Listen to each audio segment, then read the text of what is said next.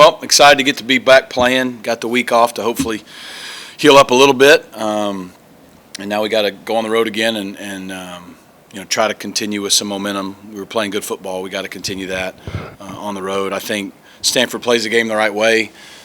Troy's an excellent coach. They've been aggressive in terms of, I think they've gone for 24th downs, most in our league by far, and they do an excellent job of possessing the ball on offense and limiting your possessions on offense.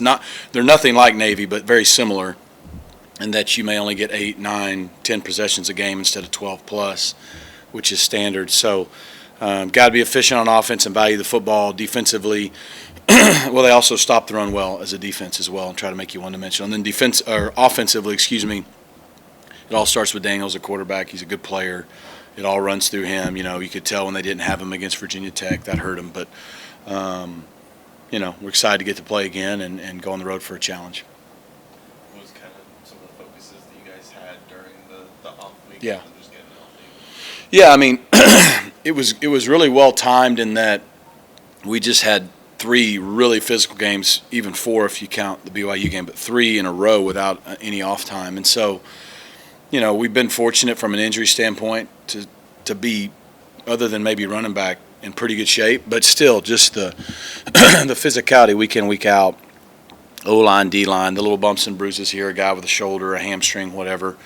So we wanted to get healthy, and we needed that. At the same time, when you got momentum and you're playing well, you want to keep playing. So we got to do a good job of trying to pick up where we left off and play good football and try to continue to build on what we've been doing. Speaking of that, you guys have focused on getting off to a hot start in your past few games. How can you try and make sure you continue that, coming off of bye week where you haven't played football? I know it may surprise you, but we always want to get off to a good start. So we have done a better job of that our last 3 games. And so, and I think particularly on the road, you want to get off to a good start. Just kind of relaxes everybody, gives everybody confidence. It doesn't mean you necessarily have to go down and score a touchdown every time. But, I think our guys are locked in. Yes, we can't let there be any kind of hangover coming out of the bye week or any rust. But, just do your job, execute, make plays. So that's something we're going to need to do again Saturday, and we're always focused on it, and hopefully we can do it again. Coach cliche in sports is we take things week by week, but when you look at just the broader scheme of this season, and you've gotten by a lot of your toughest games, you're probably going to be favored in the rest of those that are ahead. Is this the exact position you hoped your team would be in at this time of year? Well, before I answer that, glad Billy showed up. Everybody. Make sure. Did you bring the afternoon paper? Yeah. Okay. I appreciate the question. It's a great question. I will disagree with one thing. I do not think we've gotten by our toughest games. Yes, preseason hype, we got by our toughest games on paper at the beginning of the year. But now you look, I think 5 of our last 6 opponents have winning records. A couple of them undefeated in conference. Pitt's obviously undefeated. All the teams left on our schedule are playing good football. And look, just week in, week out, it just gets tougher. The way our season has gone, every year you want to try to stay present best you can. And it's hard to do. It's hard to do when you point out things like you just so gracefully did. I'll say that we were favored by double digits against BYU and lost. So, you probably we don't really pay any attention to any of that. So it's out there, but what we did in the last 3 weeks gives us confidence. It doesn't do anything for us this Saturday. We're entitled to nothing. We get nothing for it. We have to go play well. And, we've tried to break our season into 4 quarters because it's just kind of how it works. We won the first quarter 2-1. We were able to go undefeated in the second quarter. We're starting off the third quarter of our season, so it's almost like, man, you came in at halftime to rest up, recharge, regroup. Can you start the second half fast? And in a football game, that happens all the time. Guys come out slow starting the second half, or they don't. And a lot of times that sets the tone for the second half of a game. So we're starting the first game of our third quarter. That's our sole focus. If you continue to play good football and win, then every game after that becomes a bigger game. And if you don't, then you got to stop asking me that question. So I hope you keep asking it. But we have much respect for everybody on our roster, and back to the original challenge from the season. We said going into this year, we felt like we had a team that could compete. So far, we've proven we can do that. But what we've never done is play 10 straight games like this. I say never, 30 years. We've only played 4. We still have 6 to go. So how does the week in, week out grind affect us from a depth perspective, from a physicality and a health? We have a physical football team. We play physical. That's what we have to do. But how will we hold up? I don't know. That's one of the things we're going to learn. So I think there's some really, really big challenges in year one ahead of our program in the last 6 weeks, and it doesn't just have to do with the record, although we have put ourselves in position for these games to be meaningful. How much do you look at Stanford's game against Syracuse and their success that they had versus looking at what other teams have done to them the last 3 weeks? Syracuse's only loss, I believe, correct, on the road.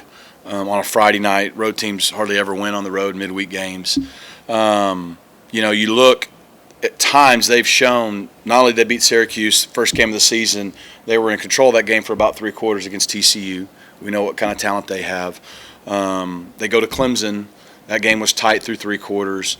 I think the Virginia Tech's the outlier because, again, their quarterback didn't play, and he's really what makes their offense go. But defensively, they're an aggressive, play hard physical unit. They force a lot of fumbles. They stop the run. They make you earn everything and beat them, and that gives them a chance to stay in every game. And then the way they play ball control offensively, like we're going to have to get off the field because if we let them possess the ball for 4 and 5 and 6 and 7 and 8 minute drives, that game shrinks quickly. And they won a game with less possessions. We won a game with more possessions. And so, we've all had our games that they go our way and they don't. I think last week, on the road, they're probably going to tell you they wish they could have played better. But you got to look at the history of how they played against an opponent like TCU, how they played on the road against the Syracuse, how they played for 3 quarters at Clemson, and just understand that you have to play really good football. We have to continue to do the formula that's worked for us. We have to be able to stop the run and run the ball. We have to win the turnover battle and win the explosive battles. If we can do that, I like our chances. What's the reception like on the recruiting trail when you are ranked in the top 25, getting out there around town and helicoptering? Yeah, it's good. It was good to be out in our city watching some great high school football. I think there's a lot of buzz in the city about SMU, and that's great. That's what we wanted, to be in this position, to be in this league. Again, the best thing you can do for recruiting is win. So, if you let it fizzle out the second half of the season, it doesn't mean we still haven't done some good things, but, people forget about some of that. But, no, it's been good. I mean, this is the position we want to be in. It's going to take 2 and 3 and 4. You got to stack recruiting classes when you go to this level of football to sustain it. So it's good to show that we belong. Now we got to continue to compete and finish down the second half of the season so we can maybe capitalize on some of the potential recruiting opportunities we'll have. When you're having your big picture conversations during the bye week, are those conversations any different when you're coming off the BYU loss versus coming off of 3 straight wins? Yes and no. I mean, look, when you come off a disappointing loss against who's proven to be a really good team, but where you felt like, we let some things go, it's a little easier to be urgent about fixing them, right? Human nature, when you come off 3 straight wins and you get a chance to pause, it's not like we played TCU, Florida State, Louisville. We had to continually just go to the next game. We didn't have time to sit around other than that night after the game and really enjoy our win. We had to go get ready for someone else. And then when you have a full week to kind of exhale, in some ways, good ways, but now and then to your point, you're ranked, and people start patting you on the back and telling you and your team how good you are. Look, our guys have earned that, but with that comes a lot more responsibility and maturity demanded of us, because it's human nature to relax when things are going better for you instead of double down and try to chase a higher standard and try to push through potential complacency in those things. So our guys so far, I think they handled the bye week well.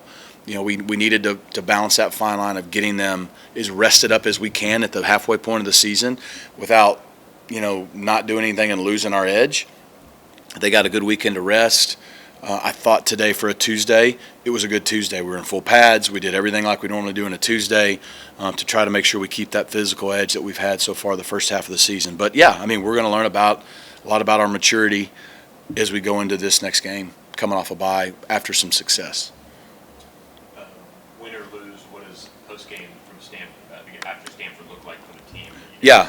we've gone back and forth. We get to play late on that coast and then late on the next coast the next week. At one time we'd considered staying the night after the game. But at this point, we're going to come back after the game. So we'll probably get in, 5 a.m. plus on Sunday, probably similar to Nevada. And there's concerns with doing it either way. If you stay, it's out of routine. You get back at like 5 on Sunday. Our guys really going to sleep after a late game? Who knows? Come back, they will have the whole day Sunday, and then the way we do things Monday is physically not a real demanding day for them. There was a little bit of a hangover after the Nevada trip. Anybody who, it's like taking a red eye, But I think by and large, the way we do things, that'll give us the best chance to stay on routine. I have a feeling those guys will sleep a lot on Sunday. It'll probably be harder on the staff than them. Regardless of what you do, it's a lot more fun if you can win. So we need to go get the win, and then it won't be as big a deal. I know you said the coast-to-coast travel isn't as much of a concern, but having all these late games, is that just something new that the teams have to adjust to? I don't think so. Over the last 2 years, I feel like we've had a good balance of early and late games. So, no, the late game, usually as a coach you worry more about early games, but, thankfully we're a morning practice team, so that doesn't seem to be an issue. And guys are usually, especially if you're at home, you like night games, better crowds, better atmosphere. I don't think it matters, when you're going to fly all the way back from the West Coast and lose all that time. Sure, you'd love to kick out there at noon, like I think Virginia Tech got to do, but it doesn't matter. And teams have been doing it for years, going to Pac-12 schools and playing, and everyone's got parts of their schedule that are more positive and others that are more challenging. Back-to-back road games on each coast.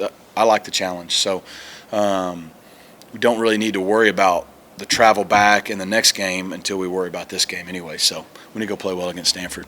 Have you seen the O-line's progression, particularly Coach Yep. Justice talked to us about after about that first bye week? Yeah. How important that was to getting personnel more consistent, kind of get the Yeah. mindset in. I think the O-line's been really steady. The O-line's a lot like a deep snapper or holder or kicker. They only really get noticed when something bad happens.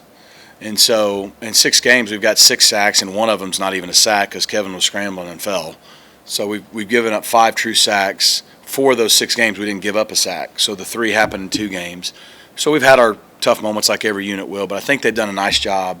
We've ran the football well against good competition without having a lot of negative plays. That's what really kills you is negative plays. You can hand the ball off and get no gain of 1 or 2. Okay, that happens. It's when you go backwards.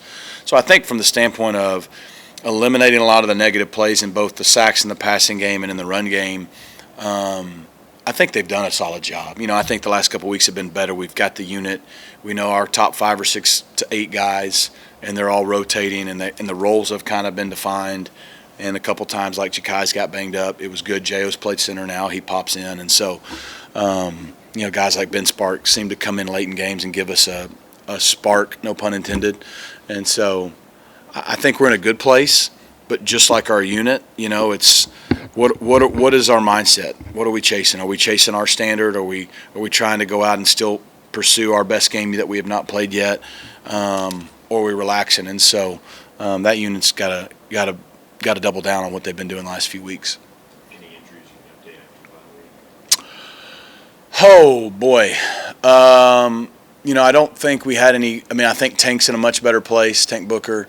We didn't really have him for Louisville, but the bye week and that week have really helped him, so he's available. I think it really helped guys like Burchard and LJ. Burchard, you could tell he was really tender on that shoulder against Louisville. I think it's really great to have LJ back. When he's been healthy in his career, he's been really productive. You look at Florida State, he was averaging 7 yards a game till he went out. We had him. Or maybe that was TCU. But we had him available last Saturday against Louisville, but, didn't until later in the game. But when he came in, he made some big runs in the 4-minute situation in the red zone. So I think getting him back's big. So I think we're as healthy as we've been in a minute at that position. I just think, look, you're never healthy after the first game of the season. So our guys are playing banged up with bumps and bruises, normal football stuff. But the week helped them. The only one that's probably not going to be available this week would be Romello. I think everyone else, unless I'm missing somebody, should be back and available. Anything else? Awesome. All right, Billy's got 10 push-ups for being late.